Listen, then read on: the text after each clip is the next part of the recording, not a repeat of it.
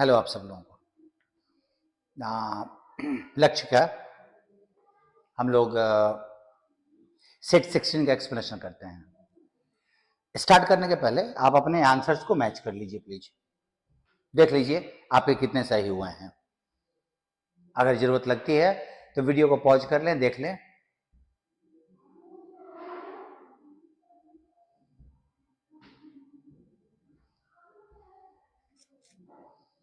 Explanation मैं करता हूं अभी। चलिए देखते हैं हम लोग।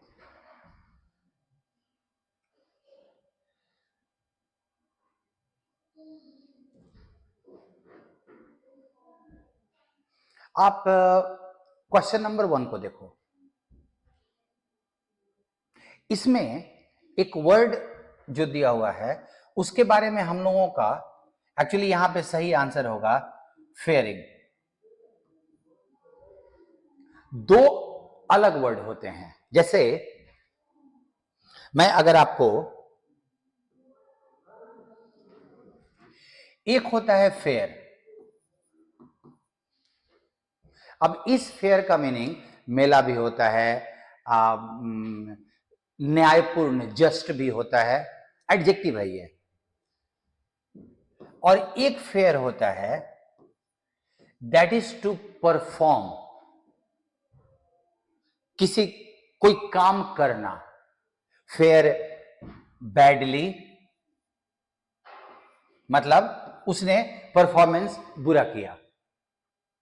और ये फेयरवेल जो बनता है उसका भी स्पेलिंग यही होता है, बट ये वर्ब है। और इसी का यूज आप यहां ध्यान दीजिए कि यहां पे लिखा हुआ है they are faring, student faring badly, एक स्टूडेंट जो परीक्षा में बुरा कर रहा है, in the pre board. So spelling में इस फेयर के जगह पे FAIRING होना चाहिए। क्वेश्चन नंबर 2 को लीजिए। क्वेश्चन नंबर 2 में सेंटेंस अरेंजमेंट में आप जरा ध्यान दो कि तुम्हारा पहला सेंटेंस तो ए ही होगा क्योंकि चारों जगह ए दिया हुआ है। अब ये कि ए के बाद बी डालें, सी डालें या डी डालें। He told the committee that among the members of a secret communist cell in Washington during the 30s was Hish।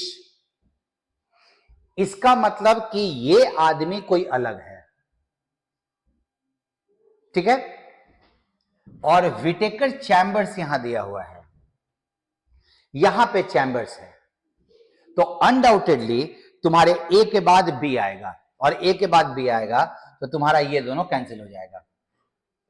अब डी और सी में आप जरा ध्यान दो कि किसको हमें पहले रखना है।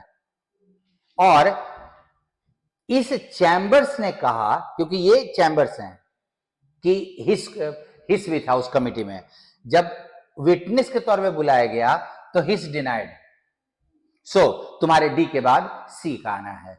सो ABDC होगा। Done. We should respect the teachers. Next question please. आप नेक्स्ट में देखिए, सैल्यूटरी इफेक्ट। सैल्यूटरी का मतलब होता है बहुत बेनिफिशियल इफेक्ट, अच्छा। डिजास्टर्स का मतलब बहुत बुरा। एक यहां पे वर्ड दिया हुआ है लुगुब्रियस, और लुगुब्रियस का मतलब होता है दुखी टाइप का, आंसू से भरा हुआ, ट्रेजिक मतलब दुख से भरा हुआ। और इसका एंटोनिम अगर देना है तो आप जरा देखो कि इवेंट्स अल्टीमेटली लेड टू, तो हैप्पी के अलावा और तो कोई जाएगा नहीं। ड्रॉ ऑन ऑन्स फैंसी बहुत बार यूज हुआ है, अपने इमेजिनेशन को इस्तेमाल करना। नरेशन का क्वेश्चन बड़ा अच्छा था, और आप अगर सेंटेंस के भीतर में देखें तो there are two sentences. Let Mohan do his worst, Mohan को जो मन में आए वो करे। He can not harm me, वो मुझे हानि नहीं पहुंचा सकता। अब अगर मैं इसको अब इनडायरेक्ट में लिखूंगा तो 1, 2 और 3 सेंटेंस हो जाएंगे, एक रिपोर्टिंग पार्ट का और दूसरा 2 सेंटेंसेस रिपोर्टेड पार्ट का। तो आपको 3 सेंटेंस को जोड़ने के लिए यू नीड 2 कंजंक्शंस, और 2 कंजंक्शन सिर्फ यहां है,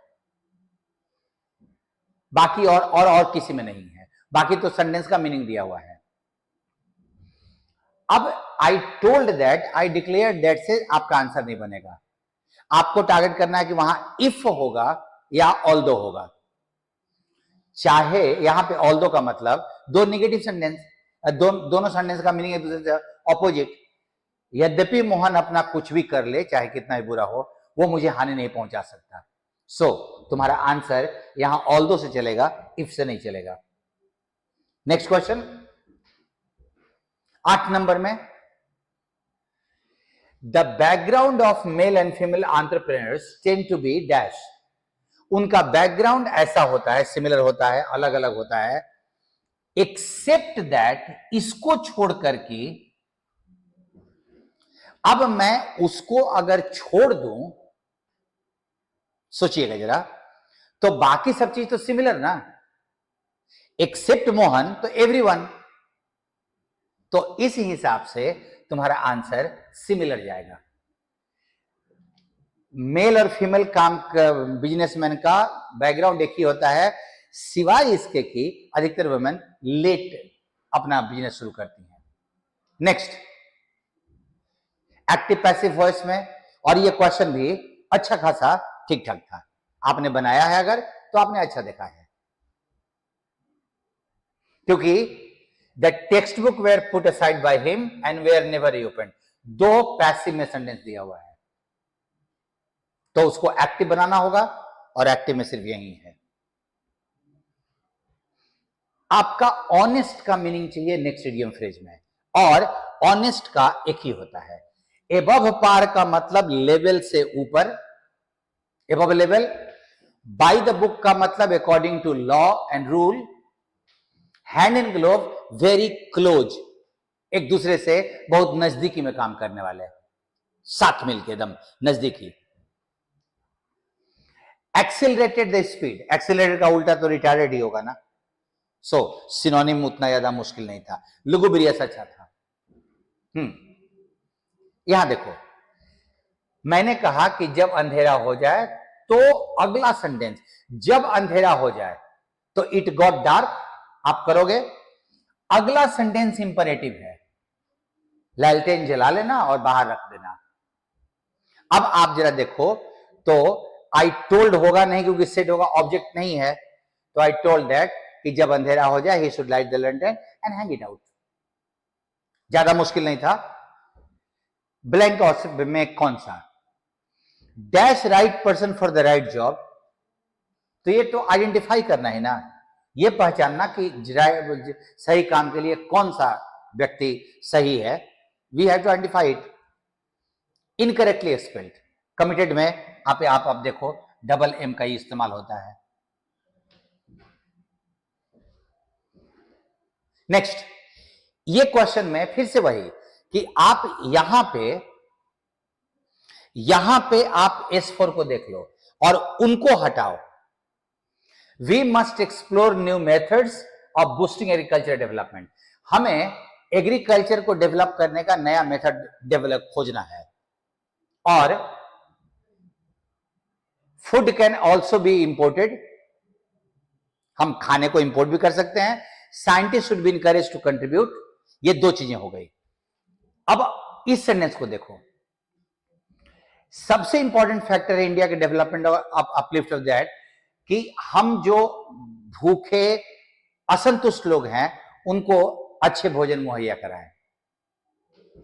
अब आपका R और S आएगा यहां पे, क्योंकि ये तो कैसे करना है वो बता रहा है। अब यहां देखो, what ever be the ways and means, चाहे रास्ता कुछ भी हो, इंडिया को अपने भूखे लोगों को खाना खिलाना होगा। एंड यहां पे the problem therefore reduces itself to one of agricultural development. Problem इसीलिए एक ही जगह पे आता है। तो तुम्हारा आर पहले डालेंगे और उसके बाद बताएंगे कि प्रॉब्लम कुल मिला के एग्रीकल्चरल डेवलपमेंट का है, क्योंकि हमारे लिए सबसे पहले भोजन की उपलब्धता जाहिर करनी है, मतलब सुनिश्चित करनी है। नेक्स्ट, आपके पास क्वेश्चन नंबर 16 में आप जरा नजर डालिए। 16 में जो लिखा हुआ है, ए पहला कि सी पहला? देखो, हमेशा सेंटेंस में काम करना कि पहले ऑप्शन पे नजर डाल लेना, तुम्हारे को स्टार्ट करने का तरीका मिल जाएगा कि कैसे स्टार्ट करना है। अब अगर ऑप्शन पे नजर डालो तो देखो जरा ऑप्शन पे क्या लिखा हुआ है। For many scientist oceans are the cradle of life. अधिकतर साइंटिस्ट के लिए, बहुत सारे साइंटिस्ट के लिए जो समुद्र है वो जीवन का पालना है, मतलब आधार है। सी में लिखा हुआ है coral reefs which are known as the beautiful places of the submarine world are fast disappearing.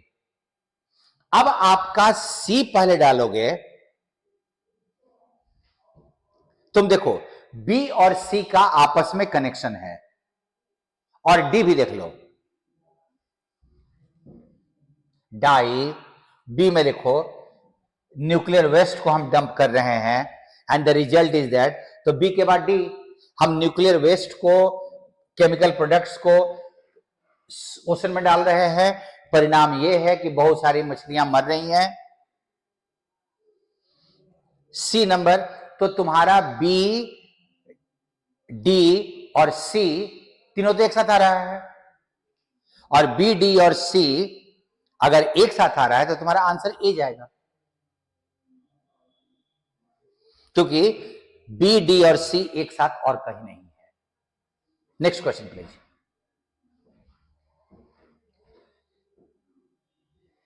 आपका स्टडी दिया हुआ है, स्टडी के लिए लॉजी ही लगाते हैं, क्योंकि सॉफी अगर लगा तो ये फिलॉसफी हो गया। फिलॉसफी ऑफ रिलीजन को थियोसॉफी कहते हैं, क्योंकि थियो का मतलब रिलीजन हो गया, तो सॉफी का मतलब, इससे आप बहुत सारे क्वेश्चन बना सकते हो। अगर ये देखो तो logy means study, Sophie means philosophy, ism का मतलब सिद्धांत, एंड क्रेसी मतलब शासन, जैसे डेमोक्रेसी होता है। तो रिलीजन का शासन, रिलीजन की फिलॉसफी, रिलीजन का स्टडी, एंड थीइज्म ईश्वर में विश्वास का सिद्धांत। नेक्स्ट, नथिंग के साथ आप ध्यान रखिएगा, नथिंग, नन, इनके साथ बट लगता है। I have nothing but patience, I meant nothing but to compel you to come. मेरा और कोई इरादा नहीं था, बस तुमको मजबूर करना था आने के लिए। इस क्वेश्चन में थोड़ा कंफ्यूजन है। लेडी ने बस एक चीज कहा था, ओल्ड लेडी ने, may you live long and prosper, लंबा जियो फूलो फलो, एक ही आशीर्वाद दिया था। जबकि बाकी सेंटेंस में आप देखो, उसने आशीर्वाद दिया और उसने विश किया, दो अलग अलग वर्ब हो गए, जबकि यहां पे एक ही सेंटेंस है। आप जब नरेशन को इनडायरेक्ट में बनाते हो तो आपका दो वर्ब रहने का मतलब कि there are two sentences and both have got different tones. एक उसने ब्लेस किया और दूसरे उसने विश किया, दोनों का मीनिंग सेम होता है। आप बी में देखो, सीधा उसने प्रे किया लॉन्ग लाइफ के लिए, प्रॉस्पेरिटी के लिए, जबकि यहां देखो prayed for her son and said that he might live long, meaning नहीं आ रहा है। So you have to go for only B, 19 का बी जाएगा। एक बड़ा अच्छा क्वेश्चन है, आप यहां नजर डालिए। He has read 4 plays written by Shakespeare by the end of his vacation. आप जरा ध्यान दो कि अगर मैं बोलूं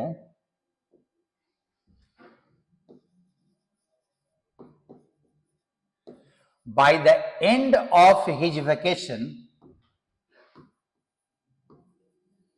तो इसका टाइमिंग आप जरा ध्यान दीजिए, या तो पास्ट होगा और नहीं तो फ्यूचर होगा। प्रेजेंट तो हो ही नहीं सकता ना। या तो वैकेशन जब खत्म हुआ था या जब वैकेशन खत्म होगा, प्रेजेंट तो हो नहीं सकता। सोचिएगा जरा, अगर मैं तुमको बोलूं मंडे, अकेला मंडे, तो ये दो टाइम बता सकता है, या तो फ्यूचर का मंडे आने वाला या बीता हुआ मंडे। आज के लिए हम मंडे नहीं बोलेंगे, अगर आज सोमवार है तब भी हम मंडे नहीं बोलेंगे, टुडे बोलेंगे। तो इसके साथ अगर तुमको वर्ब लगाना है तो वो या तो फ्यूचर होगा, he will come on Monday, या ही केम ऑन मंडे। डन। वैसा ही हालत यहां है। और अगर आपके टाइम वर्ड के साथ बाई लग जाए, बाई मंडे, तो बाई प्लस टाइम अगर लगता है तो उस सेंटेंस का वर्ब जिस भी टेंस को तुम डिसाइड करो उसके परफेक्ट में यूज होता है। बाई प्लस टाइम लगे तो बाई मंडे लगेगा तो I will have finished my work future के लिए, and I had finished my work past के लिए। अब अगर ये तुम देखिए, तुम देखो अगर,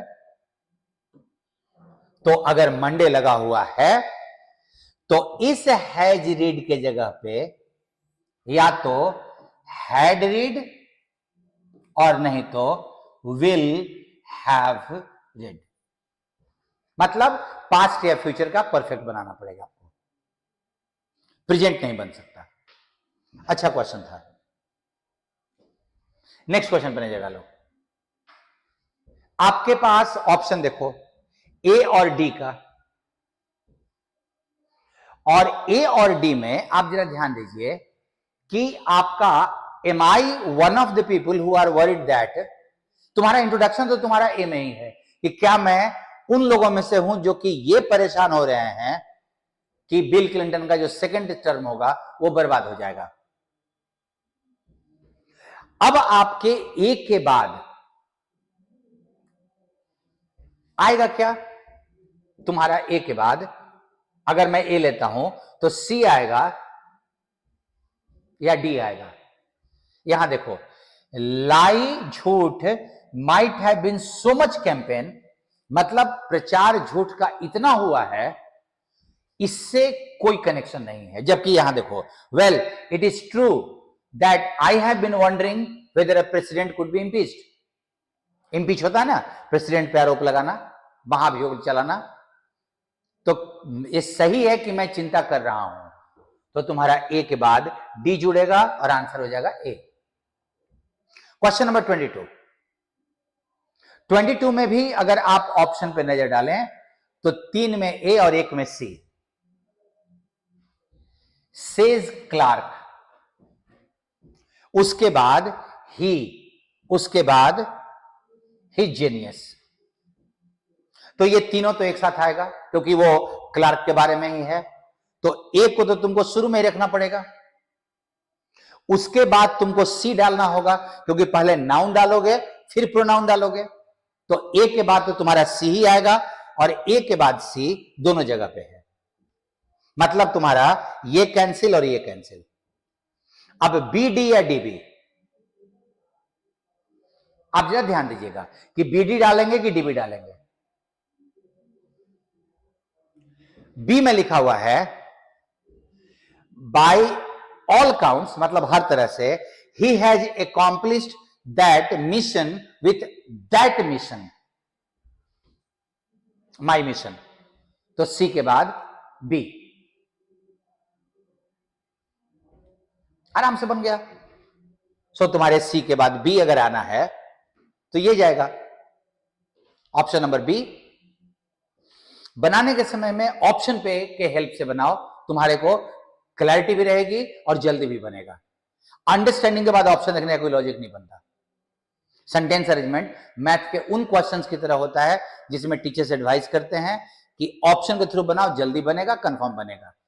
ऐसा नहीं है, क्वेश्चन के थ्रू भी बना सकते हो, बट अगर क्वेश्चन के थ्रू बनाओगे कंफ्यूजन का चांस रहेगा और टाइम ज्यादा ले सकता है। ठीक है, it would be a challenge to dash upon, पहला तो अपॉन प्रीपोजिशन लगा है, द परफॉर्मेंस लेवल, तो परफॉर्मेंस लेवल को बढ़ाना भी है, और अपॉन आप जरा ध्यान दीजिए इंप्रूव के साथ ही लगता है। इंप्रूव मतलब जितना है उससे और डेवलप करना, इंक्रीज के साथ अपॉन लगता नहीं है, और इनलार्ज का मतलब साइज बड़ा करना होता है। So next, blank space, our organisation is in the process of recruiting specialist officers from open market ही होगा, रिटेल मार्केट और वर्ल्ड मार्केट तो होगा नहीं ना, मतलब ऐसा जहां पे लोगों की उपलब्धता हो, लोग काम करने के लिए इच्छुक है, हम उनको वहां से हायर कर सकते हैं। Can you recite this poem, can this poem be recited, ये तो आसान क्वेश्चन था। नेक्स्ट वाले में, अ पर्सन हु बिना परमिशन के स्कूल से एब्सेंट होता है उसको ट्रुआंट ही बोलते हैं। मेंडिकेंट, बेगर, भिखमंगा। सप्लिकेंट, जो किसी बात के लिए आपको रिक्वेस्ट करे, रिक्वेस्ट करने वाला। और पेडेंट, ज्ञानी, जो हर छोटी छोटी नियम का ध्यान रखे और दूसरे को पालन करने पे बल दे, उसको पेडेंट कहा जाता है। 27 नंबर, 27 नंबर में भी अगर आप ऑप्शन देखिए तो सी और डी का चक्कर है। सी में लिखा हुआ है द लेसन इज क्लियर, भाई किस चीज का लेसन, अभी नहीं। डी में देखो, industrialisation is seen as the key to growth and as a prerequisite for development, industrialisation को डेवलपमेंट का जरूरी चीज माना जाता है। डी आ गया। अब डी के बाद ए और सी में, तो डी के बाद हम सी तो सीधे डाल नहीं सकते ना, to overcome poverty and backwardness. आप जरा देखो, तुम ए को पहले ध्यान दो, हम डी के बाद सीधा किस चीज का लेसन हम ले रहे हैं इस सेंटेंस से, यहां तक स्टेटमेंट है, हम डी के बाद सी काटें और डी के बाद सीधा हम ए डालें। अब तुम पढ़ के देखना, वो सब चीजें आपस में जुड़ी हुई होंगी। अब ये नाइदर नॉर का एक बड़ा इंटरेस्टिंग पार्ट है, एक रूल देखिए। हम लोग लिखते हैं नाइदर राम नॉर श्याम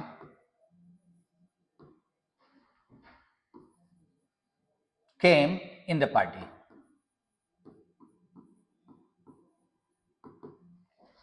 कोई नहीं आया।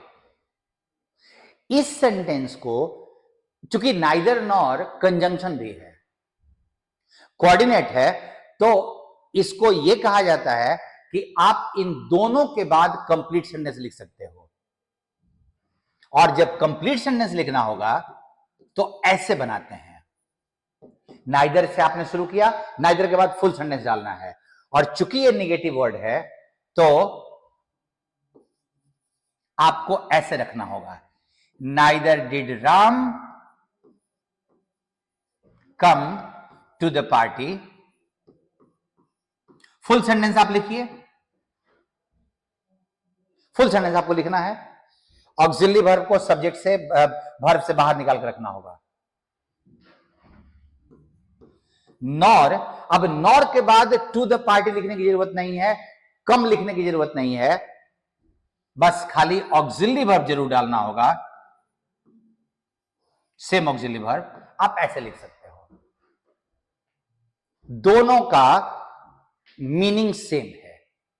अब ये रूल जानना जरूरी है, क्योंकि सेम रूल को यहां पे उसने इस्तेमाल किया है, ए नंबर में नहीं किया है।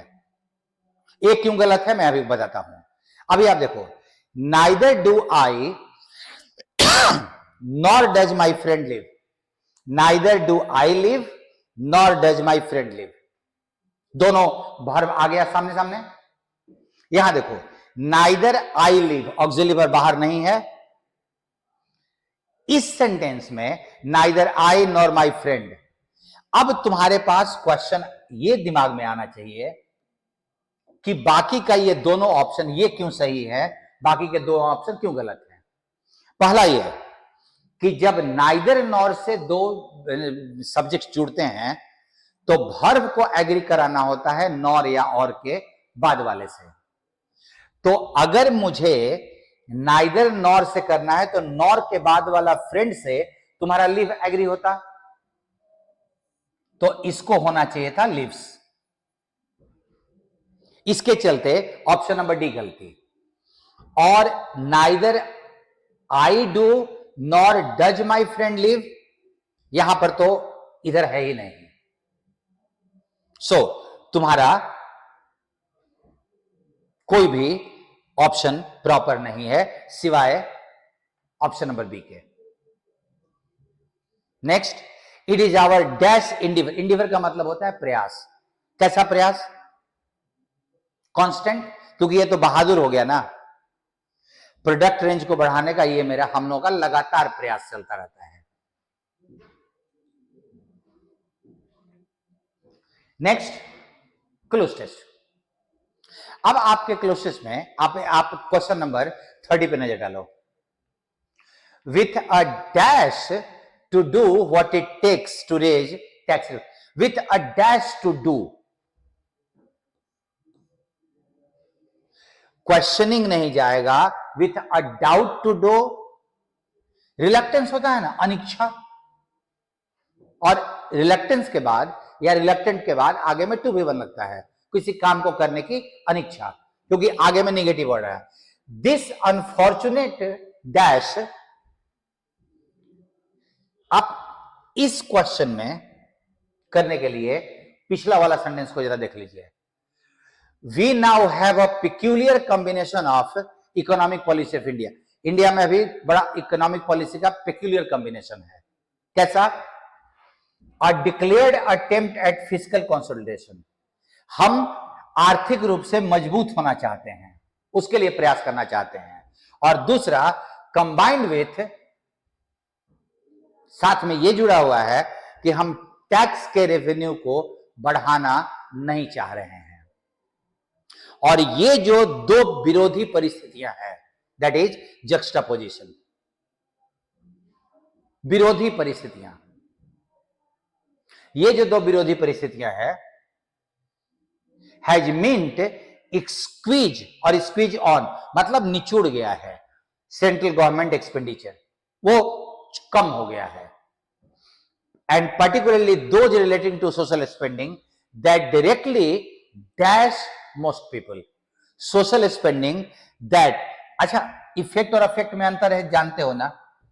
इफेक्ट नाउन है और यहां पे चाहिए वर्ब, 33 नंबर में चाहिए वर्ब, ये नाउन है। अफेक्ट वर्ब है, तो वहां वर्ब चाहिए, तो दैट अफेक्ट्स सिंगुलर में चाहिए, तो V5 जाएगा।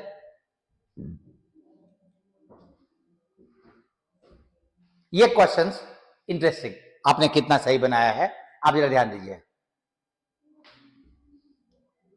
पहले लोग ये मानते थे कि पृथ्वी की उम्र इतनी कम है कि इस पे कॉमेट का प्रभाव, मतलब कॉमेट नहीं टकरा सकता, एक स्टेटमेंट।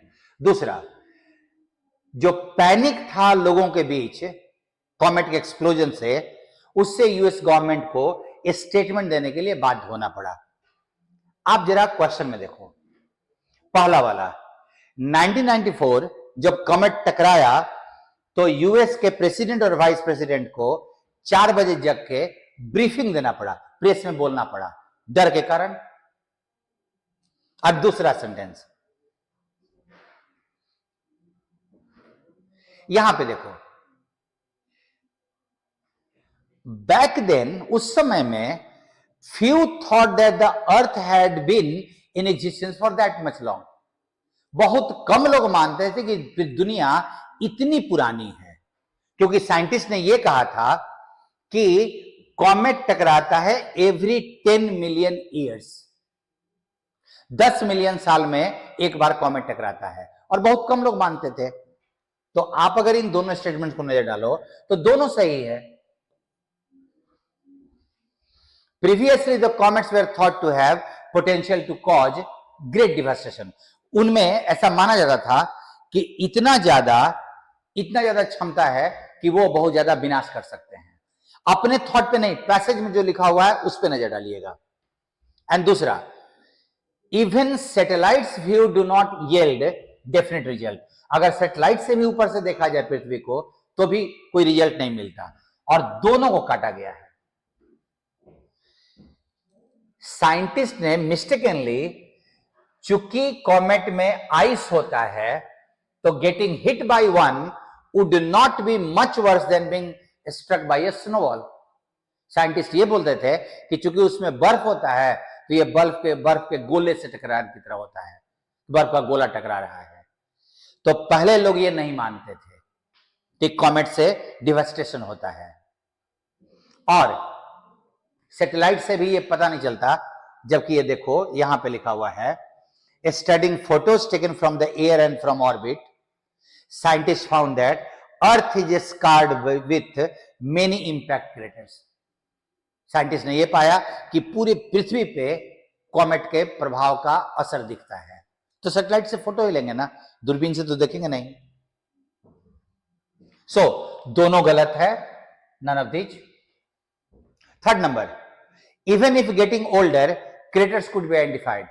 तो आइडेंटिफाई तो हो ही रहे हैं। More than 150 terrestrial impact craters have been identified. 100 से ज्यादा दिखाई पड़े हैं, तो आइडेंटिफाई तो हो ही रहे हैं। And second one, previously scientist thought that comet struck every 10 million. आप जरा ध्यान दीजिएगा इस ऑप्शन पे, क्योंकि ओनली ए सही है। आप कंफ्यूज हुए होंगे। ऑप्शन में बोल रहा है कि साइंटिस्ट ये बोलते थे कि कॉमेट 10 मिलियन साल में टकराता है एक बार, जबकि साइंटिस्ट का यह है कि अ लार्ज कॉमेट 10 लाख साल में एक बार टकराता है। लार्ज कॉमेट, कॉमेट नहीं, बड़ा वाला कॉमेट 10 मिलियन ईयर्स में एक बार टकराता है। साइंटिस्ट का ओपिनियन था, और उसके हिसाब से तुम्हारा ऑप्शन बी नंबर गलत हो जाएगा। एक अच्छा है, तुम लोगों ने हो सकता है कि ऑड्स का आंसर दिया होगा नॉर्मैलिटी, और मैं इसका एंटोनिम दे रहा हूं, ध्यान देना। ऑड एक एडजेक्टिव है जिसका मतलब होता है अटपटा, बेकार, ठीक है। उसके लिए तुम नॉर्मैलिटी ले सकते हो, लेकिन एडजेक्टिव है तो इसमें एस नहीं लगेगा। और अगर ऑड्स लिखा हुआ है, जो हमेशा ऑड्स ही यूज होता है, ये एक नाउन है जिसका मतलब होता है संभावना, पॉसिबिलिटी। ऑड और ऑड्स अलग अलग वर्ड हैं, और पॉसिबिलिटी का उल्टा सर्टेनिटी। और आप देख लीजिए ना ऑड्स का, सम बुक्स स्ट्रेस्ड, उन्होंने जो डाला, the low odds of an impact in any giving area. उन्होंने कहा कि बहुत कम चांस है, चांस बहुत कम है इंपैक्ट का। Next, cognitive, if those with lower cognitive ability, जिनकी एबिलिटी, कॉग्निटिव एबिलिटी कम है, दैट इज सोचने, समझने, सीखने की क्षमता, that is intellectual ability. Which factor according to the passage does not affect performance in older age? कौन सा फैक्टर ओल्ड एज में परफॉर्मेंस पर प्रभाव नहीं डालता? और आप देखिए, जब मैं बोल रहा हूं कि हमारा जो नॉलेज है एजिंग प्रोसेस के बारे में, वो और आप ये ध्यान रखिएगा कि पूरे पैसेज का थीम है कि एज का लर्निंग पे उतना असर नहीं पड़ता। जिनकी कॉग्निटिव एबिलिटी बहुत हाई है शुरू से, उनके लर्निंग से कोई असर नहीं पड़ता उन पे। तो तुम अगर ध्यान दो, इंटेलिजेंस का असर पड़ता है, इंटेलेक्चुअल एबिलिटी का यूज कर रहे हैं वो असर पड़ता है, एजुकेशन एंड ट्रेनिंग का पड़ता है, एजिंग प्रोसेस का असर नहीं पड़ता। एंड 40 नंबर में लिखा हुआ है कौन सा ऑप्शन सही नहीं है। और बहुत क्लियरली आपके पैसेज में लिखा हुआ है, यहां लिखा हुआ है कि उनका एब्सेंटेइज्म, उनके एब्सेंट होने का जो रेट है वो बहुत ज्यादा होता है, जबकि पैसेज में लिखा हुआ है दे हैव लोअर एब्सेंटेइज्म।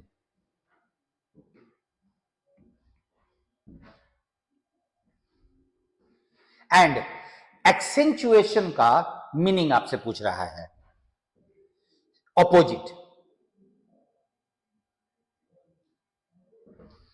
एक्सेंचुएशन आप जरा ध्यान दीजिए,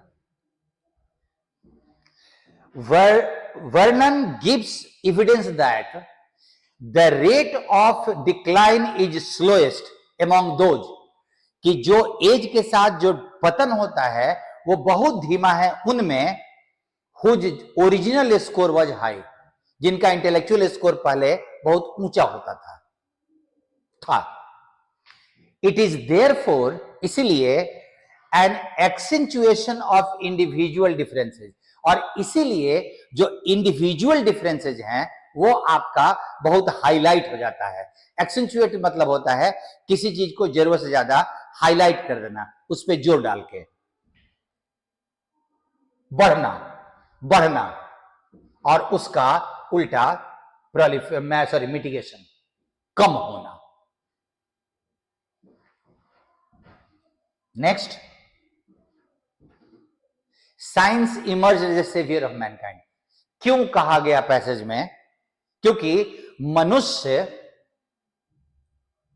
पैसेज में पूरा लिखा हुआ है, पूरा एक्सप्लेन किया हुआ है, thus the entire human race was in chains, और ये पूरा प्रोसेस बताया गया है कैसे पूरी इंसानी प्रजाति जंजीरों में बंधी हुई थी। साइंस ने इसको लिबरेट किया।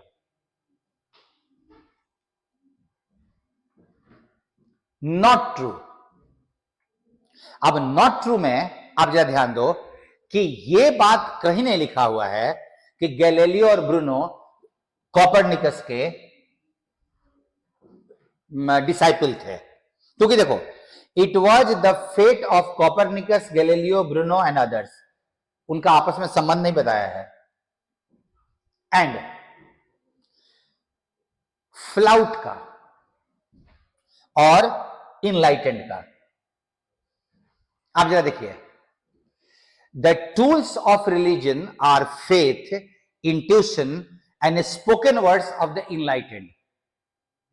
जो ज्ञानी लोग हैं उनके बोली हुई बातें वो रिलीजन का टूल होता है। इसका मतलब हो गया ज्ञानी। एंड फ्लाउटेड, ट्रूथ वाज फ्लाउटेड, सच्चाई को तोड़ मरोड़ दिया गया, सच्चाई का उल्लंघन किया गया। अब आप जरा ध्यान दो कि इनलाइटेंड का अगर अपोजिट लेना है तो अनइन्फॉर्म्ड, क्योंकि एजुकेटेड तो उसका सिनोनिम हो गया। और ट्रूथ वाज फ्लाउटेड, सेम मीनिंग चाहिए, नरिश, पालन पोषण करना, छुपा लेना, हवा निकाल के पिचका देना, मौत ना, मजाक उड़ाया गया, उसको तोड़ा फोड़ा गया, उसका स्वरूप विकृत किया गया।